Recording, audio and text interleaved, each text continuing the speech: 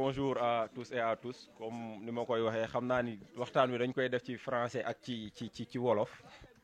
donc ce sera quelques discours et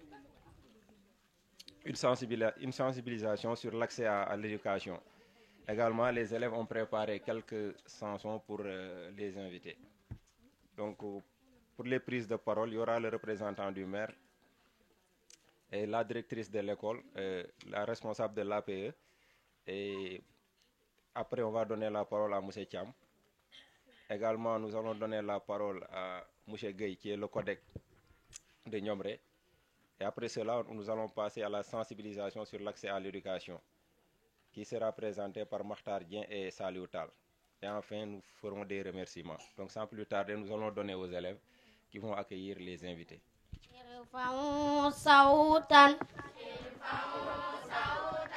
واختفوا للعالم هذا طول الزمن أنت يا منبع جام أنت رمز الهدى أنت رمز الوطن هذا العالم هذا العالم هذا العالم هذا العالم mi nga xam ne moo nu fi yabal ma ànd ak Asiatou Cissé du conseil municipal ak Mohamed Lo du conseil municipal àndoon itim ak Maguette Babou du secrétaire municipal ak Modou Fall Sow du 3e adjoint mais ñoom dañoo am yeneen yitte ñu dem ci ñoo ngi nuyu ñi fi teew yépp di rafetlu jotaay bi am solo gi mu am solo nag tax na sant nañ yàlla biñ fekkee jotaay bi parce que lépp loo gis nit di ko def même bu dee alalam la koy defee nga jàpp ca pour loola dox loola la nga ca jàppee lu mu tuuti tuuti moo xam sa temps la wala sa xel wala dërëm wala 15 boo ca def lu mu tuuti tuuti yiw bu ca kooku am danga ko ci am kon am na solo pour ñuy fekkee yu mel nii bu loolu jàllee ñoo ngi jaarale sunu nuyoo aussi ci Mame Mbargane Thiam mu transmettre ko ONG bi ñuy wax Enda Graf n'est-ce pas Enda Jàppo ak ONG CEPAIM ak partenaire u députation de UELVA ñi nga xam ne ñoo financé classe bii ñu jàkkaar lool pour école bi nga xam ne mooy école FA bi école franco-arabe bi nga xam te ne si site bu bees la bu ñuy commencé construire ñoom ñu njëkk bokk ci ñi ci dugal seen loxo di classe bii ñu jàkkaar lool loolu nag nekk na loo xam ne mbégte la surtout pour la mairie et pour le maire parce que maire moo war a def loolu mairie moo war a def loolu à travers le maire donc su fekkee am na benn doomu aadama boo xam te ne si doomu dëkk bi la doomu commune bi la doomu réew mi la dafa jóg am ay partenaires yoo xam ne lënkaloo na ak ñoom ñuy participer ci domaine bu mel ne éducation nga xam ne mooy base u lépp loolu duñ man lu dul rafetlu ko ci turu monsieur le maire parce que conseil municipal mairie la war maire la war donc kon ñoo ngi ci bëgg lool di ñaan yàlla aussi defal Mame Mbargane Thiam mi nga xam te ne si à travers moom moo am collaboration ak partenaires yooyu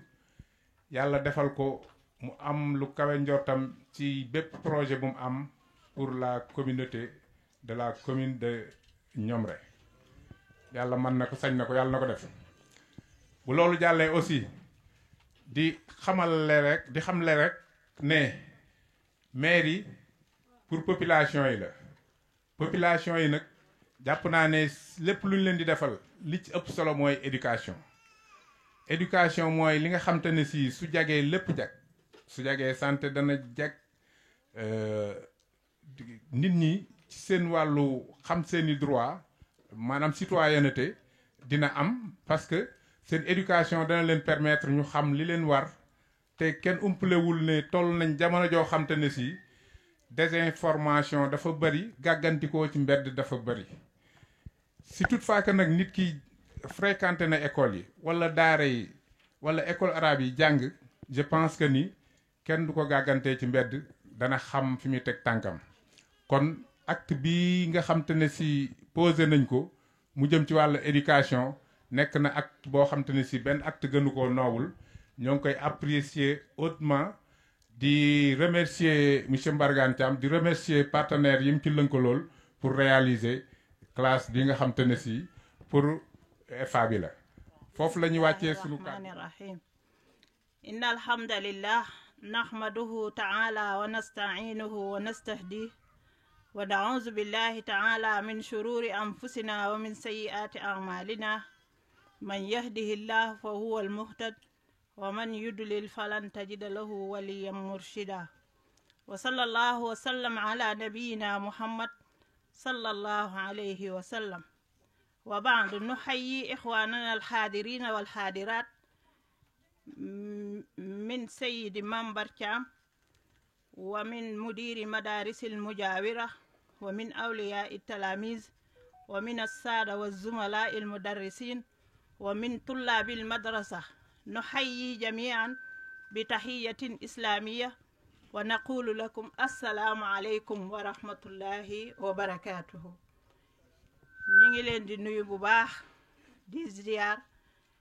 di nuyu képp ku fi teew rek ñi ngi lay nuyu bu baax di la wax dalal ci suñu école bi nga xam ne muy madrasa faransiya arabiya umumiya ñu gën koo xam ci FA Ñomre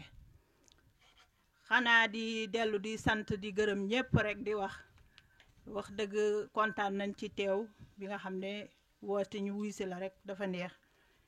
di nuyu ñépp di ziyaar ñépp rek xam naa damay dalal gan ñi rek di wax ci njiital Mambar Thiam ak ñi nga xamee ne mooy directeur yi nga xam ne wuy si nañ ci bis bi tey parents d'élèves yi ba ci élèves yi ak suñu naataangoo yi nga xam ne ñoom ñëpp ñu ngi ànd ak ñoom tey ci bis bi ñu ngi leen di dalal bu baax di leen wax dal leen ci seen école FA Ñomre di wax ñëpp rek école baa ngi nii école dëkk bi la Mambar Thiam mooy ñu ko fi tabaxal ànde ko comme ni ko kii waxee rek ci français ànde kook ay partenaire am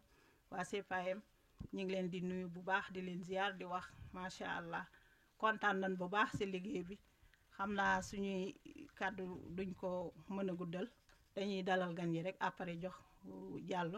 ko defee liggéey bi ñu continuer ci incha allah ba ci mujjantal bu fekkente ne am na leneen luñ ci yokk rek ñu yokkaat ko ci incha allah di nuyu ñu teew yëpp di nuyu yaa Sayda suñu directrice bi maa ngi lay nuyu di la ziare yow tamit di nuyu Mambar Thiam ak ñëpp ñi fi teew rek di wax ci turu parents d'élèves yi di am kontaan teeg mbégte ci lii nga xam ne moom lañ ñu defal ci suñu gox bi muy Daaru Salaam muy école bi di ci sant di ci gërëm tamit te xam ni ñun lañ ko defal ñun parents d'élèves yi ndax élèves yi moom ku leen jàppale rek ba defal leen njàngukaay bu mucc ay bu mel nii jàppale woo kenn parents d'élèves yi nga jàppale waa di wax ne ñu ngi ciy sant lu bëree bëri am ci kontaante lu bëri di wax élèves yi tamit ñu gën a góorgóor lu gën a jàpp jàng ba ëllëg si biir ñoom ñëpp kenn ku ñu boo fiy génn nga génne feek diplôme boo xam ne si bu mucc ayib lay doon waa di gërëm yaa Sayda mi di directrice bi tamit ci sonn gim sonn mook ñim àndal ñëpp maître yëpp ak élèves ak maîtresse yi ñi nga xam ne ñoom la àndal pour ñuy jàngal xale yi di leen xamal te xam ni sonn nañ ci loolu wax dëgg yàlla fu ñu toll ñu ngi soññee parents d'élèves yi di leen soññ ñoom ñëpp bëgg lépp rek mucc ayib am ab réussir total ñu leen di sant di leen gërëm ñoom ñi amuñu seen fay wax dëgg yàlla di wax parents d'élèves yi lu ñu yokkoon góorgóorlu ñu yokk ko góorgóorlu ci xale yi di leen jàngal ci di leen dimbali ñuy jàng ci kër gi ak tamit di teel a yeewu di ñëw di jàng si di leen toppatoo nu mu waree waaw di gërëm Mambar Thiam tamit amuñu fayam ñu ngi koy gërëm lu bëree ndax gis nañ li muy def lépp bu dee ci jigéen ñi mi ngi ci bu dee ci xale yi ci école yi mi ngi ci lépp ñu ngi koy gis di ko gërëm di ko sant di ko wax ni ko félicitations amuñu sa fay ñoo ngi lay gërëm kàddu yi mënta bari nag ndax wax ji mo Merci monsieur Diallo qui assure d'une main de maître cette cérémonie ñoo ngi lay jaajëfal bu baax a baax maa ngi nuyu ñëpp di tàmbaloo ci nuyoo bi sunu grand Bambalo représentant le maire de la commune de Ñomre di rafetluwaat teewaayam ci activités yi ñuy def di rafetlu teewaayam ci bis bii ñoo ngi koy nuyu di nuyu jottali nuyoo ñi ma àndal ñëpp soxna Aïssata Cissé ak sunu sëriñ Mouhamed Lo ñoo ngi leen di nuyu di leen ziare di dalal waa mairie bi yëpp macha allah rabbi teewaay bi rafet na maa ngi jottali nuyoo ñi représenté waa IEF muy directeur Guèye muy ci parti CODEC bi ak sunu xarit Makhtar Dieng jóge ba Kër Ibra ñëw teewu ñoo ngi koy nuyu bu baax a baax maa ngi nuyu bu baax a baax Seyda Awa Diallo ñoo ngi lay nuyu ñoo ngi nuyu ak sa équipe bi nga àndal yëpp collègue yi nga àndal monsieur Diallo monsieur Dia madame Nia madame Ndiaye ñoo ngi li nuyu waa école franco arabe yëpp maa ngi jot li nuyoo waa parents d'élèves yi di nuyu xarit yi ak collègues yi nga xam ni teew nañ fi je veux dire ñi nekk ci système éducatif yi yëpp ñoom Saliou Tall ak ñëpp maa ngi nuyu ñi teew ñëpp di nuyu njaboot gi yëpp di nuyu soxna yi di nuyu parents d'élèves yi di nuyu baax a baax commissaire ci di rafetlu teewaayam di nuyu Serigne Sini Diaw ci teewaayam yaakaar naa sëñ Cheikh Lo dafa génn ci suba ba léegi mi ngi fi woon maa ngi nuyu ñëpp di leen jaajëfal di wax rek à la suite de li Seyda wax ak li Bamba wax moom mooy enseignement dafa nekk lu am solo donc ñu xamoon situation école franco-arabe depuis bi ñu ko créé léegi yaakaar naa ça doit faire 4 ans wala 5 ans Seyda donc ñu am waaw ñu nekk ñu nekk fële ci ancienne maison communautaire bi léegi xamoon nañ situation boobu mais surtout on y a travaillé avec la mairie ba projet bi nga xam ne am nañ ko avec la députation de élevage chaque année ñu xool fan la ñuy dugal fonds yooyu ñu ni woon nañ ci initier benn salle de classe ak benn bloc toilette alhamdulilah bi ñu commencé avant ñuy tàmbali avant ñu pare yaakaar naa yeneen partenaire fekk nañu fi mais surtout la mairie de Ñomre qui a construit 2 salles de classe yaakaar naa ak l'État du Sénégal également mu construire benn salle de classe je crois que ni école bi fi mu toll nii kon am na 4 salles de classe ak bloc toilette maa ngi préciser que ni ñun waroon nañ fi construire bloc toilette c'est pas avec ses partenaires mais bloc toilette boobu peut-être pour ne pas faire un doublon dañ ko yóbbu ci beneen dëkk donc bloc toilette ba ngeen di gis fële c'est construit par la mairie ou par l'État du Sénégal je ne sais pas ban moo ko ci construire c'est l'État du Sénégal donc di jaajëfal rek di rafetlu di wax ni à part la construction de la salle am na yeneen matériaux du matériel scolaire ak mobilier scolaire yoo xam ne accompagné nañ jéem nañ équiper la salle daal la salle de classe ak fournir un matériel pédagogique ak scolaire à l'établissement kon nag li ñuy ñaan rek mooy lépp barkeel lépp jëm ca kanam ñëw di wax rek ni Seyda peut-être bokk na ci sunu viatique mooy appuyer l'éducation xam na ni réew bu développé ci éducation la basé wu ci lay mooy fondement bi mënu cee ñàkk nit ñi jàngin bu mu manti doon nag muy njàngum wolofal njàngum kii parce que fii it am na benn salle de classe buñ fi ubbu alphabétisation boo xam ne yaakaar naa ñi ngi ci seen 3e mois wala 2e mois donc c'est pour 6 mois soxna Ndioba Sarr moo ko animé mooy facilitatrice bi yombalkat bi ñi ngi fiy jàng jigéen ñi Maam Jaara mi mën na ko certifier moom mi présente parents d'élèves fii wala comité de gestion de l'établissement bi donc toujours ñu nekk fii di jàng wolofal di développer seen activité kon nag loolu rek moo doon kàddu yi xam naa ngeen may ma rek ma yëkkati ay kàddu tuuti en espagnol pour sama mbokk yi parce que dañ fi nekk ak délégation boo xam ni ñu mu intéressé am na ku ma ko doon expliquer léegi damay wax ni sama projet yi tout le temps bu ngeen may gis tout le temps may ànd ak ay partenaires c'est pas pour bëgg leen a wanewu wala bëgg a wanewu non mais nit ñoo xam ni la parce que dañ lay jàppale ci projet yi parce que projet yi ngeen di gis yëpp du man dong maa koy bind du man dong maa koy justifier du man dong maa koy jàllale danaa invité ay partenaires ay citoyens simples à la base yoo nga xam ne mi ngi jógee ci communauté yi nga xam ne wala maire yi nga xam ne ñooy financer projet yi pour ñu dikk gis parce que c'est pas intéressant ngay liggéey rek di wax ni lii laay liggéey wala ngay dem Espagne ñu lay invité ci ay séminaire wala ay activités comme ça di sensibiliser donc bu fekkee ni ñoom ñëw nañ di gis la réalité dana la gën a jàppale sax parce que imaginez parce que man xawma dara ci affaire médecine ma déplacé par exemple un médecin de famille d'accord un médecin de famille boo nga xam ni peut-être mën na ñëw par exemple dugg travailler avec Boubacar wala le système sanitaire au niveau de ñoom rek mën nañu identifier loo nga xam ni yokkute lay doon donc système boobu la donc daal loolu moom moo doon kàddu yi peut-être ma yëkkati tuuti baat en espagnol para saludar a los amigos, los compañeros que han venido de España. Quiero nombrarlos, señor Pepe, que está aquí en la mesa con nosotros, Juan Carlos, Marta, Beatriz, que han venido de España para un poco estar de voluntario en Senegal durante un tiempo.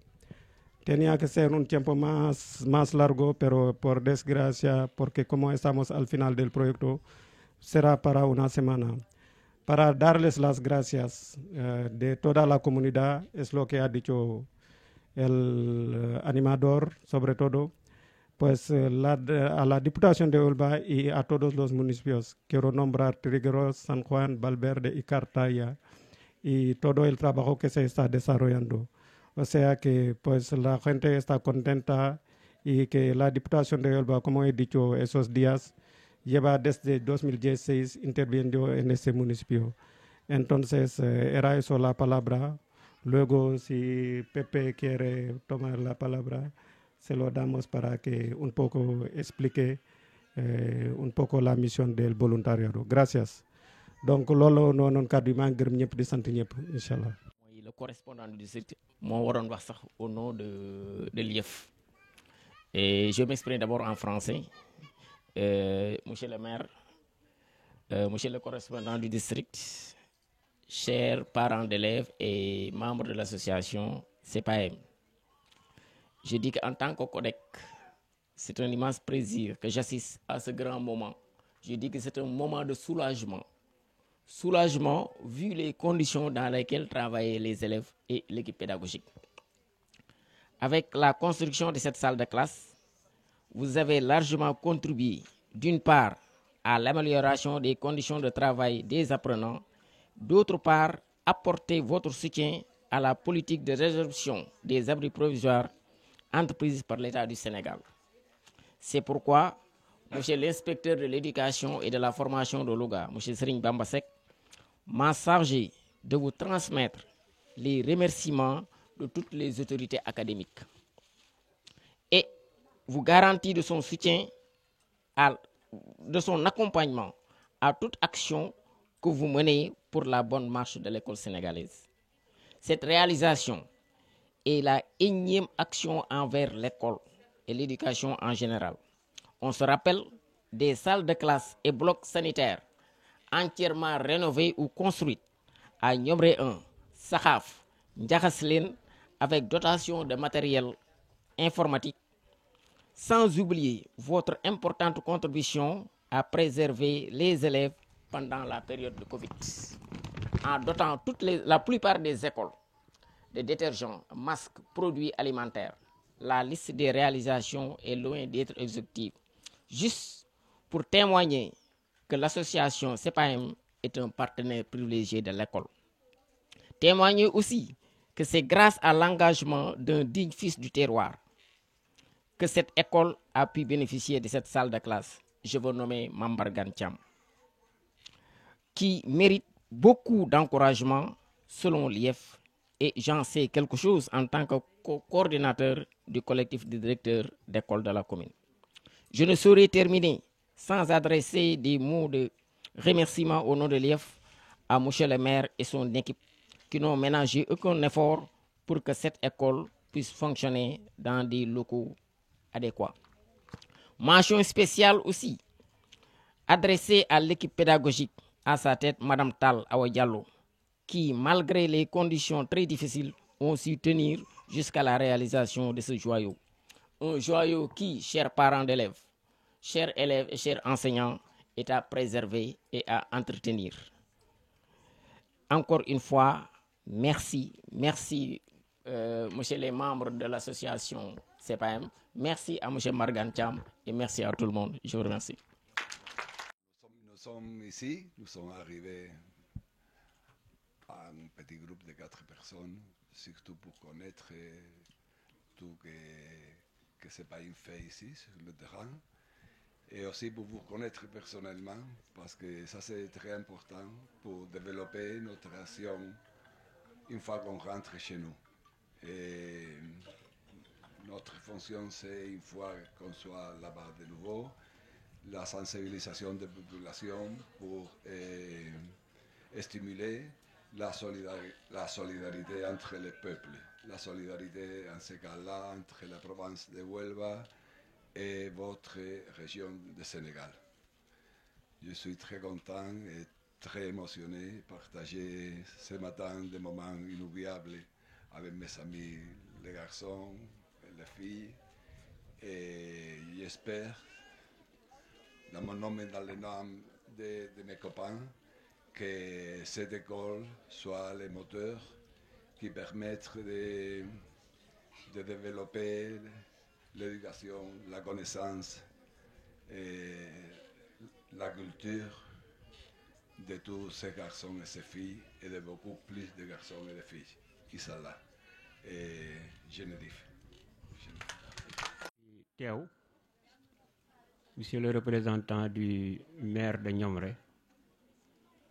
monsieur le responsable de la fondation CPAM,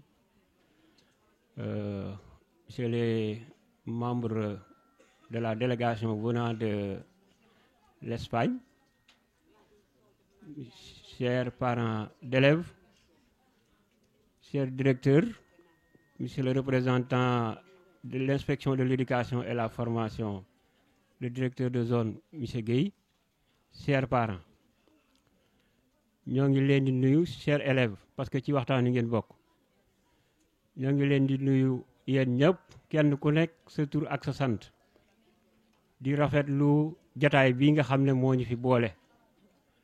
mu nekk jotaay bu am solo te yaakaar naa ne nekkul sunu jotaay bu njëkk mën nañoo wax ne bii mooy énième fois ñu daje ci lu mel nii ci biir commune Niomré jóge ci waa fondation CPAM ci secteur éducation jekk ci commune Niomré kon ñun suñ dee wax en tant qu'acteur de l'éducation en tant que parent d'élèves amuñu seen njukkal vraiment mën nañoo wax ne Mbargane vous êtes un militant de l'école te bu ma ko waxee duma juum depuis ngeen ñëw fii ci commune Niomré tey suñu interroger les indicateurs xool li ci partenaires yi def yaakaar naa ne mën nañoo wax ne la fondation CPAM bu nekkul du mën a nekk ci ginnaaw kon loolu day wane ne ce projet-là a une dimension partenariale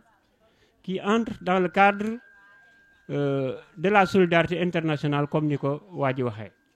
am na aussi une dimension sociale mais également une dimension partenariale comme ni ñu ko waxee sànq et environnementale. Chapeau à madame Diallo ku xam école bi biñ koy sos si dara lañ ko sosee ci tur ci kayit rek lañ ko sosee amul classe amul banc amul jàngalekat amul dara am na un jour mu woo ma guddi di jooy ma ne ko xam nga kañ ngay am fierté bis bu école bi àggee ñu affecté la su boobaa ëllëg ku wax da nga ne école Niomré kat EFA ba man maa ko taxawal ba mu nekk dara mais képp kuy dem fu dara nekk ba pare sa dara du feeñ góor dëgg day dem foo xam ne ab gajj la comme ni mag ñi daan def fu dara nekkul nga gajj garab yi bay ko bay fa mu ñor nga dundal sa njaboot foofu la ñu xàmmee les vrais góor les vrais enseignants aussi ci lu mel nii lañ leen di xamee fu dara nekkul nga ñëw affronter les difficultés ñëw affronter la réalité fexe ba dara nekk fa su boobaa vraiment fierté day am man de sama fierté mooy école ba ma nekk maa ko créé classe ba ma daan jàngale ab lal bu yàqu moo ci nekkoon tey nekk na 6 classes jur na collège man fu ma wax loolu lay wax loolu c'est une fierté boo xam ne kenn mënu koo dindi kon chapeau vraiment à madame Diallo ak ñi nga xam ne ñoom nga àndal li ci des mooy am réew moom kenn du ko tabax ci ay wax diina tamit kenn du ko jëfe ci ay waxi kese force dañuy jàng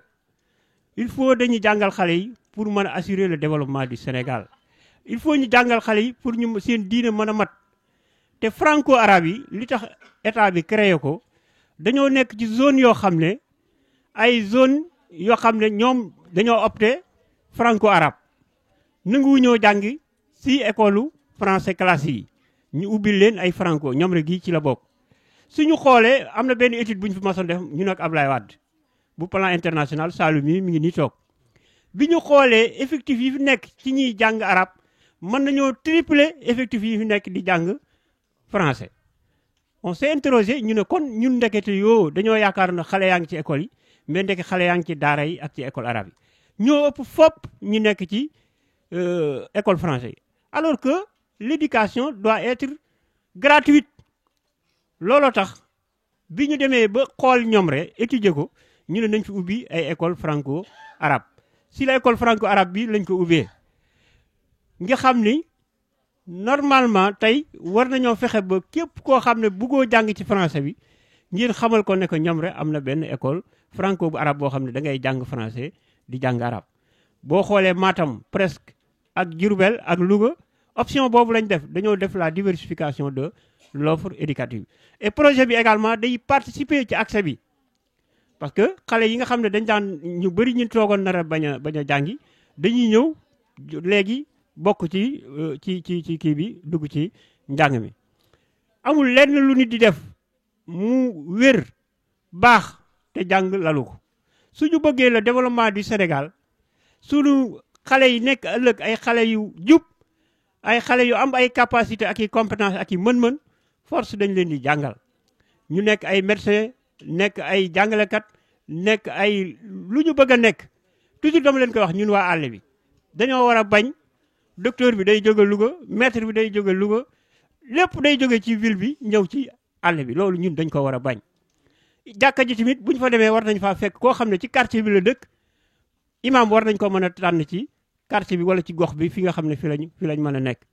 donc loolu pour mu mën a ne xale yi il faut ñu dugal leen ñu jàngal leen te li koy tax mu mën a nekk nag parents yi dañ leen di jàppale jàng tamit yombul gratuit à 100% amul fenn il faut ñu jàppale xale yi sànq ci waxu madame dafa wax lu am solo daf na école bi mi ngi fii communauté bi ñoo ko ñoom donc l'école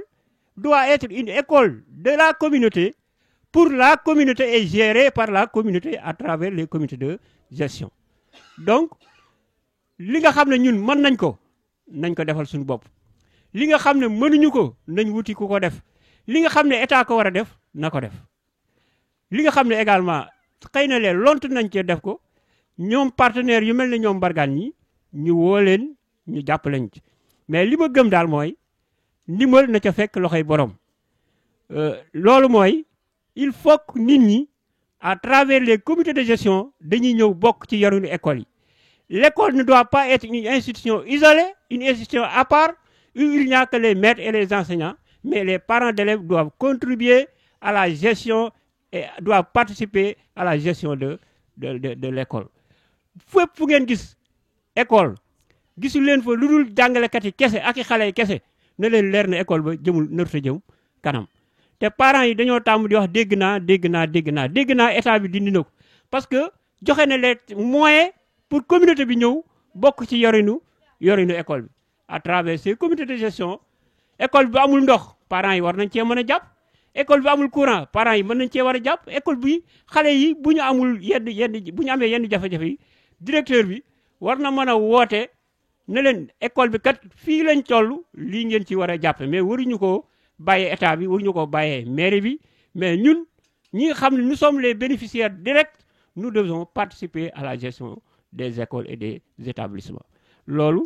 xëy na lee ab plaidoyer la woon boo xam ne mbargaan da nga maa bett nag parce que damaa ñëw rek ngeen ne ma da ngaa war a wax préparé wu ma ko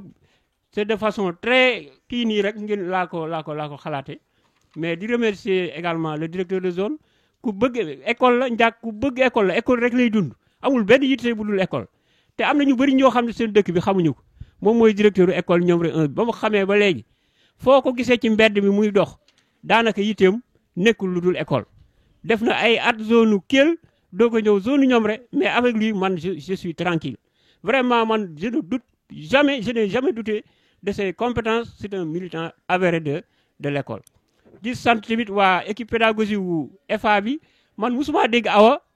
am jooytu man musuma koo dégg wala musuta jooytu te man ne ma kat sama enseignant yi lii wala sama enseignant yi laa loolu bu amee rek c'est parce que y a une équipe soudée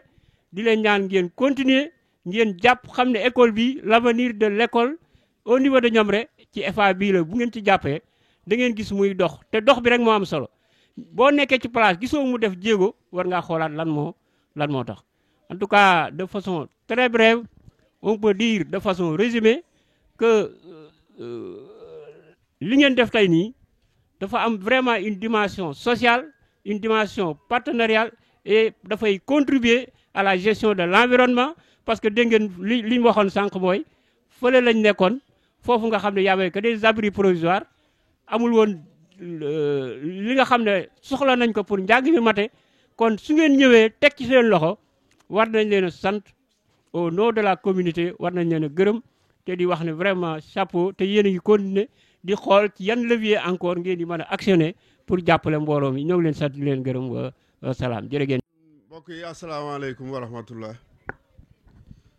ñi ngi nuyu ñi fi teew ñëpp waa Ñomre waa Daaru Salaam di jiital ci nuyoo bi monsieur le maire son représentant ak délégation bi mu àndal imam Mouhamad Lo soxna Aïssatou Cissé monsieur le représentant de l'IEF le correspondant Makhtar Mbargane de CEPAM ak suñu mbokku invité yi ñi jógee Espagne ak mon commissaire Pathé Seck ak population yi fi nekk yépp fàttewuma sama gàmmu yi ma jàkkaar lool ñi ngi nuyu élèves yi tamit ak directrice ak équipe pédagogique bi mu am yépp di wax rek ni awa lu mu bég yaakaar naa ni seenuma ndax dinaa leen wax tey lu nga xam ni xam naa ñu bari xamuñu ko FA bii bañ ko ubbee man maa fa njëkk a jàngale foofu seen machines yi nekk foofu lañ ñu njëkk a yóbbu bi ma fa nekkee nekk fa ay weer awma notification fa laa delluwaat ci fa ma jóge woon parce que foofu kenn xamuma fa woon dama faa nekkoon provisoirement rek kon bu ñu demee ba am bijou bu mel nii kon ku ci sant yàlla man maa ci war a jiitu ndax booba metti woon na table ba amul dara amul bu tayee nga nekk fii bu subaa yaa nga fële ba yàlla indi lii tey parce que jàng buñ koy wax dafa am ay ponk yu muy tegu yoo xam ni mënut a ñàkk am njàng mën a baax am njàng mën a jaar yoon parce que jamono jii ñu toll ku ci bëgg imaam day fekk mu jàng ku ci bëgg directeur wala jàngalekat wala leneen it wala nga bëgg a yeewu ci àdduna bi itam da nga jàng te fii yàlla dafa def ñu nekk ci zone diine lépp luñ mën di jàng ak lu njàng ma kawe kawe ak lu mu sori sori dañu ciy boole suñu diine loolu moo indi système mu école franco-arabe yi bu ko defee xale yi mën a jàng seen diine mën a jàng français ba dara du leen réer njàng moomu nag pour mu am foog mu am ay jàngalekat loolu warugaru état la def na ko mi ngi koy taxawee ba mu mat beneen ba ca topp mooy salle de classe bu am équipement ñooy ànd loolu parfois état dana ko matale léeg-léeg du ko matale looloo tax ñu ci solliciter partenaires yu mel ne Mbargane ak ay partenaires am ak ñi muy àndal pour que ñu jàppale population yi ci côté boobu. am te amoo xam-xam daanaka surga nga rek parce que lépp loo gis yan boo gis xam-xam a koy teeñ yan boo gis xam-xam lañ koy teeñi te foo gis nag borom doole borom xam-xam lay liggéeyal foo gis borom alal mu ngi ci buntu kër borom xam-xam damay faral di wax ni dama ko wax élèves yi souvent ne leen dama toog buntu kër sëriñ si bés bu ne di nga fa fekk borom alal bu fa ran toog di xaar lan moo tax xam-xam la fa yaakaar bés bu ne yaa ngi gis kuy dem ci ab borom xam-xam tey mën naa dem ci doyen mi am lu ma jaaxle lu tax mu mën a yaakaar sama xel ba ma jaaxle sama xel daj doyen Guèye xam-xamam moom mooy tax donc ku ci jaaxle jigéen ñi tey jii ku ci jaaxle ci séyam ci koo jëm ci sëriñ nga jëm xam-xamam a tax nga fay dem donc nag xam-xam boobu bu nekkee ci yow kenn du la nax jamono ji naxante gu bari gi yëpp surtout internet bi également ngeen sensibiliser seen doom yi téléphone yi problème bu mag a mag a mag la et dafa nar a yàq lu bari téléphone bu demee bay yàq sëy bay tas kër donc jàppal ni xale également tagam yow mag la mun a tas sa kër mag ça veut dire que ni hypnotisé na la ba yaa ngi am problème ak sa jëkkër souvent yaa ngi am problème ak say goro wala yaa ngi am ak problème sax say xarit ci ay kàddoog yu kenn xamul donc nga xam ne xale bi nga xam ne xamul dara nga jox ko téléphone portable internet nekk ci biir xamoo lan la ciy def également téléphone yi li ngeen di xam mooy dafa am contrôle parental loolu yéen ñëpp da ngeen koo war a xam téléphone boo gis rek am na ce qu'on appelle contrôle parental il faut que vous contrôlez ce que vos enfants regardent sur les téléphones un enfant qui ne sait absolument rien nga jox ko téléphone dina xam yow yaayam loo xamul dina xam li papaam xamul nga dëkk ak moom ci kër gi suba dañuy xëy ne la ko léegi nangam nga ne laay ki fu mu xamee lii fekk ci téléphone bi nga ko jox la ko xamee donc faut faire très attention téléphone ni mu amee avantage noonu la baree inconvénient et ñun difficulté yi ñu ngi koy dund suñu élèves yi am téléphone yëpp jàppul c'est pas facile à dire mais c'est la réalité xale yi fi jàngul yëpp boo gëstoo li tax jànguñu téléphone yi ñuy yor moo tax duñu jàng parce que ay leçons 5 6 lignes mënuma comprendre xale ba am intelligence mënu koo jàng ci benn fan pendant une semaine élève day bind 5 leçons nga ñëw lël lundi ne ko réciter ma benn leçon boo réciter benn leçon boo xamante ne ni kaay réciter ko ci yi nga jàngoon ci semaine bi mu toog di la xool da ngay am 25 élèves 5 wala 4 élèves ñooy réciter leçons yi te bu doon xale yu naqari xel la souvent je le dis xale bu naqari xel mën nga xam ne ni kii dañ ko war a jàppale xelam neexul mais xale boo xam ne xelam neex na le mal est profond et souvent yéen pas yéen yaay yi surtout yéen a leen di protéger ku ci ñëw école bu indee bulletin nga ne ko sa doom nanga mu ne pourtant day jàng mais ñun ñu koy jàngal xam nañ ni jàngul mi ngi jàngi si nag moi j'ai l'habitude de dire que xale bi dina jàngi seeg jàng du benn nit mën naa jàngi si te du jàng donc da ngeen di fexe ba gone yi ni ngeen di sonnee ñiy jàngi si ngeen di fexe noonu ñuy jàng parce que xale moom ñaar rek am nga sonn ci moom lool mu nekk sang baa nga sàggan ci moom lool mu nekk surga asalaamaaleykum wa rahmatullah. Nous remercions Moussa Mbargane Thiam d'avoir construit une classe pour nous. Merci.